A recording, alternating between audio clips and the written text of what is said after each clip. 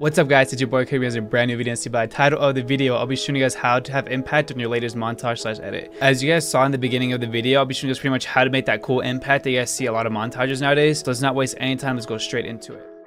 Now as you can see, I'm on my desktop right now, and I already have After Effects loaded up, and I already have the edit pretty much essentially finished. But I'm going to show you guys a couple effects that you guys could add on to really make this have some impact. Perfect, so here is the raw sync with the raw clip.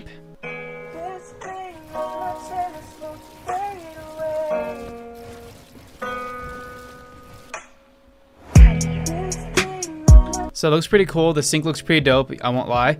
But let's not waste any time. I'm just gonna go straight to the effects on what you guys want to do. Also, I also did forget to mention, if you guys want to join my Discord, go ahead and check it out. There's an invitation link right here and also in the description down below. So go ahead and check it out. Also, these clips will also be in the description down below by Milliam. So I highly recommend it. There's a lot of presets that you guys can use from Milliam. So I highly recommend it. A lot of practice clips with cinematics already. So it's definitely fun to edit these clips from Milliam. So shout out to Milliam. Once again, that's the homie.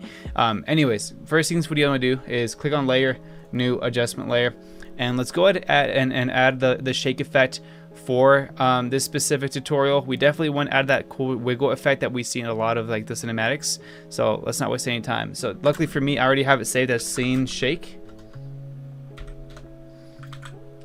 And so this is pretty much how it's going to look like. These are the keyframes already set in stone. You can only get these pretty much this wiggle effect from Milliam's pack, so I won't be showing you guys how to get that one exactly, just because that's out of my luxury there. But I definitely highly recommend it, just because one, it's really nice, and two, it's actually pretty smooth.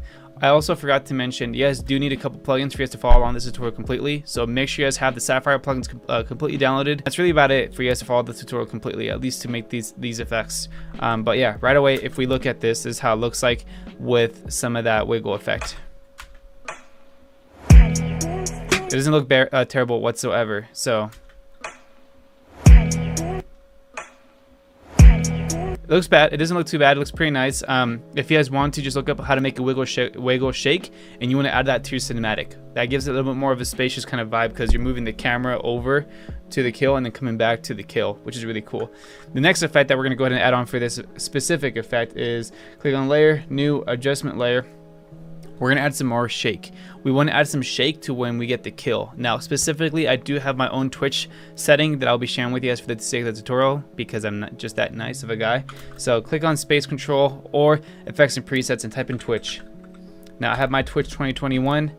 I'm going to show you guys my preset in general and how that looks like. If you guys want to go ahead and copy and paste all of these effects here, go for it. As you can see here, just apply those same effects if you guys like. In reality, you just have the amount keyframed at 39, I believe, or 40, and the speed at 30, and that's really about it. Pretty much what you guys want to do is go ahead and grab these two keyframes. Make sure you guys align it to the kill. So make sure you guys keyframe the amount at 40, and then go back one and then put it to 0 up here, and then a couple frames forward after the kill and put the amount to 0.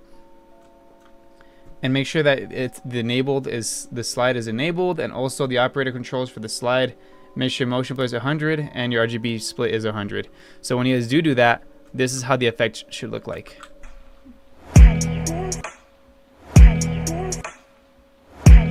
So that RGB effect is pretty dope. It's very iconic in a lot of Fortnite montages. I feel like Milliam kind of pioneered that in a way. So dope little shake effect there. What you guys want to do next, I typically like to do this. I will grab this last keyframe, drag it out a little bit more, just so it kind of eases in. And I'll copy and paste these keyframes to the beginning of the cinematic and the end of the cinematic, so it gives it more of a vibe. But yeah, that is our shake right there. So I'm gonna name that to Twitch. Next is pan and crop, or scale if you want to call that. It's going to scale into the kill, and then it's going to start zooming out slowly once we get towards the end of the clip. This gives it more of like an impact kind of effect and feel to the clip. So that's exactly what we're going for here. So once again, layer, new adjustment layer, and this time control space or effects and presets tab, type in transform. Now go to the very beginning of the kill, right on the kill.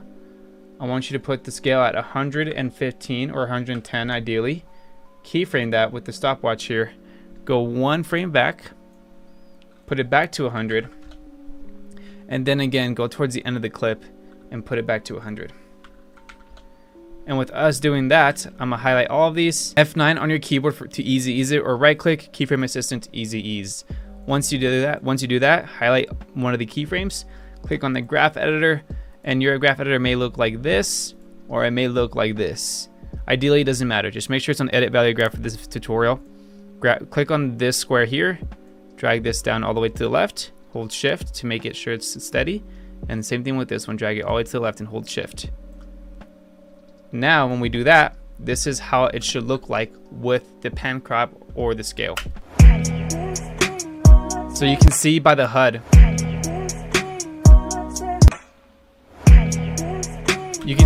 that it's zooming out as by the time it gets to kill, but there is an impact there. There is some sort of impact there, which is nice to have. So we're going to rename that to scale. Now the next piece that I don't have to, I just recommend it because it gives it more of an impact kind of vibe, is we're going to add some flicker. So click on layer, new, adjustment layer once again, control space, S_flicker. And once again, keyframe the 0.2 amplitude at the kill. Go back to the very beginning and put the amplitude to maybe 0. And then towards the end of the clip to 0. And now we create some keyframes. And I'm gonna name this to flicker. And this is how it should look like with that effect on it.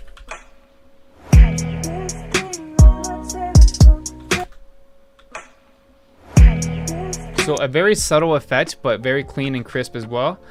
It gives it just more like a kind of like, oh my god, it's about to happen, and it gets to kill. You know, it gives it more like an intensity to it with the flickering of the light. Last but not least, highly important, is exposure or glow. Completely optional on what you guys want to do. Give it some glow or some brightness to the actual impact. You know, when you get a shotgun kill, like the bullet, like it's like bright. The shotgun's bright when it shoots the gun, just like in real life. So we want to kind of mimic that within our video editing as well too. So what you guys want to do is either use glow or exposure. Personally for me, I love exposure. It's just very easy to use and you don't have to mess with too many settings. So once again, click on layer, new, adjustment layer, control space or effects and presets, and type in exposure or glow. Completely optional. I'm going with exposure. Once again, on the kill, I want to put the exposure at 1.4 maybe. Keyframe that. As you can see, it lights up the screen. Go one frame before again, or two. Put it to 0. And then again, towards the end of it, 0. And all together, this is how the impact should look like in general.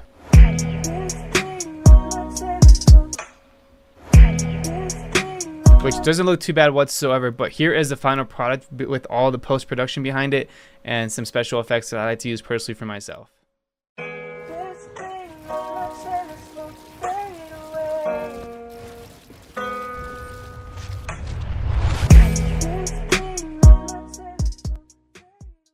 But yeah, that's pretty much it. I hope you guys enjoyed the video. If you guys did, please leave a like and comment down below on what you guys want to see next. Let me know what tutorial you guys want to see next on the channel. But yeah, with that being said, I hope you guys enjoyed, and I'll see you guys later. Peace. No matter what you say, tired of being led on that shit. Is that okay? Stupid thing is, I'm just crazy about you. Everyone knows I was all about you.